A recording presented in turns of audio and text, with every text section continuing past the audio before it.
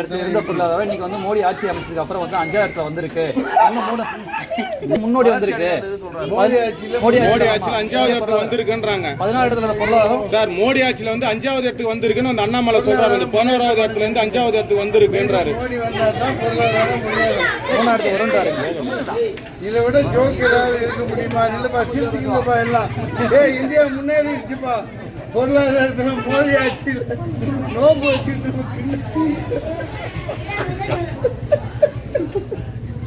சிரிச்சுக்கங்கப்பா. இந்த நூற்றாண்டின் மிகப்பெரிய ஜோக்கே இதுதான்ப்பா. சார் அண்ணாமலை சொன்னதா? அண்ணாமலை சொல்றாரு பொருளாதாரம் முன்னேறிடுச்சாமா, வளர்ச்சி அடைஞ்சது இல்லைன்றீங்களா? இல்ல எப்படி இப்படி எல்லாம் பேசுறாங்கன்னு தெரியலையே. இதுக்கு தான் ஐபிஎஸ் படிச்சிருக்காரோ. ஏன்னா அகல பாதாளத்துல இருக்கு 2 கோடி பேருக்கு வருஷத்துக்கு வேலை தரையினாங்களே, வேலை கொடுத்து அதில் முன்னேறிடுச்சா? அதாவது அவர் சொல்ல வர்றது அதானியோட பொருளாதாரம் முன்னேறிடுச்சு, அம்பானியோட பொருளாதாரம் முன்னேறிடுச்சு. பார்த்தீங்கன்னா தனி ஃப்ளைட்டில் ரஜினிகாந்த் குடும்பத்தை கூப்பிட்டு விடுறார். அந்த மாதிரி உலகம் முழுக்க தனித்தனி ஃப்ளைட் அனுப்புகிறார். இப்போ நான் ஃபோன் பண்ணியிருந்தா கூட எனக்கு ஒரு ஃப்ளைட் வந்திருக்கும். அங்கே 100 கோடி 200 கோடி லட்சம் கோடி செலவழிச்சு கல்யாணம் யாரு? அம்பானி. அதனால அவங்க பொருளாதாரம் முன்னேறி இருக்கு. இங்கதான் பிச்சைக்காரங்களா கிடக்குறானுங்களே, வேலை வாய்ப்பு இல்லையே. குஜராத் துறைமுகத்தில் இருந்து 25,000 கோடி கொக்கைன் பிடிபட்டது. அது என்னாச்சு? இன்னைக்கு தமிழ்நாட்டில் எங்க ஏதாவது ஹோட்டலில் தங்கினா அறைகளில் போய் பார்த்தா அந்த கூல் அது என்ன தலையணையா எல்லாம் கீழே கிடக்குது. அதாவது நாசமா போங்கடான்ட்டு எல்லாம் துறைமுகத்தை அவுத்து விட்டாச்சுல்ல.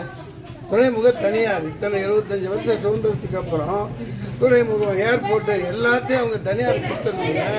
அவன் என்ன கடத்திட்டு வரான்னு தெரியல. இன்னைக்கு தங்கம் இவ்வளோ 50,000 ரூபாய் ஆகுதுன்னா அதுக்கு காரணம் இது மோடி. ஏன்னா இஷ்டத்துக்கு கடத்திட்டு வர்றாங்க. செக்கிங் கிடையாது, செக்கிங் ஒன்றும் இல்லை. இஷ்டத்துக்கு கொண்டாந்து ட்ரக்ஸை இறக்கி விட்டு போ வித்துக்க பொழைச்சிக்க, அதான் வேலை வாய்ப்பு. அப்படி இருக்கையில பொருளாதாரத்தில் என்ன வெங்காயம் முன்னேறி இருக்குது. நான் அவருக்கு சவால் வர்றேன். அவர் படித்தவர் தானே, ஐபிஎஸ் படித்தவர் தானே. வா டிபேட்டா, மக்கள் முன்னாடி ஒரு டிபேட் வை. நீ இவை மக்கள் யாருக்கு கைதட்டுறாங்க, இங்கே உண்மைன்னு பார்த்துக்கலாம். பொருளாதாரத்தில் எப்படி முன்னேறீங்கன்னு பார்த்துக்கலாம். ஏண்டா தூக்கி தூக்கி எல்லாம் அவ்வளோ கொடுத்துட்டு அம்பானி அதானி பொண்டாட்டிக்கு இடுப்புக்கு கீழே குனிகிற என்ன மாதிரி ராஜதானியில் எப்படி ஆண்டவங்க அவங்க? எத்தனை பேர் முகல்ஸ் எல்லாம் ஒரு பிரதமர்னா ஒரு மரியாதை வேணாமா? இடுப்புக்கு கீழே குனிஞ்சு ஓட்டு கேட்டு நாடகம் போடுற நாடக தேர்தல் நடத்துகிறாங்க. இவங்களை 2ல் 1 பார்க்கத்தானே வந்திருக்கிறேன். இதெல்லாம் பைத்தியக்காரத்தனம். அவர் எதுக்கு முதல்ல தேர்தலில் போட்டி போடணும்? ஏன் நிர்மலா சீதாராமன் போட்டி போடலையா? அவங்கள்ட்ட காசு இல்லையாமா? அவங்க நோகாமல் நொங்கொடுத்து எலெக்ஷனில் நிற்க மாட்டாங்க. இந்த ஜெய்சங்கர் பெரிய பெரிய பதவியில் இருப்பாங்க. அப்படியே ஏமாற்றிட்டு போய் உட்காந்துக்கிட்டு நம்மளை போட்டு குடுமையை பிடிச்சி ஆட்டுவாங்க. பைத்தியக்காரத்தனம். வேலை வாய்ப்பு இல்லாமல் சாவறான், எல்லாம் திருடுறான்னா எதனால திருடுறான்? வேலை வாய்ப்பு எங்கே எங்கே வேலை வாய்ப்பு? இதில் முன்னேறி இருக்குது பொருளாதாரம். பிச்சைக்காரனா சுற்றிட்டு இருக்கான். எங்கே பார்த்தாலும் கஞ்சா, எங்கே பார்த்தாலும் குடி. எதில் முன்னேற்றிருக்க? நார்த் இந்தியாவில் எதில் முன்னேற்றிருக்க?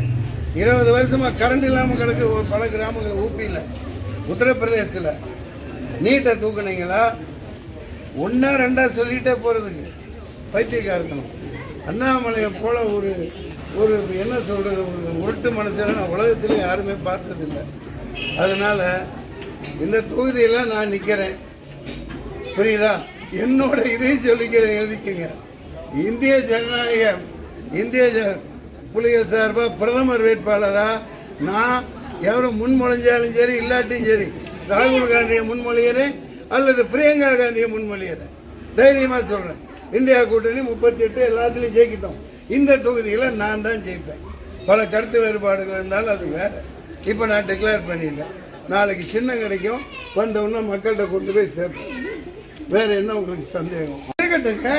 இப்போதைக்கு அதாவது இந்த சிஏஏ என்ஆர்சி இந்த மாதிரி எல்லாம் கொண்டாந்து பயமுறுத்தி அதுக்காக எல்லா முஸ்லீம் மக்களும் திமுக தான் நம்பி இருக்காங்க. அது உடன்பாடு. அதை மயக்க பிடிச்சி நான் சொல்லுவேன்.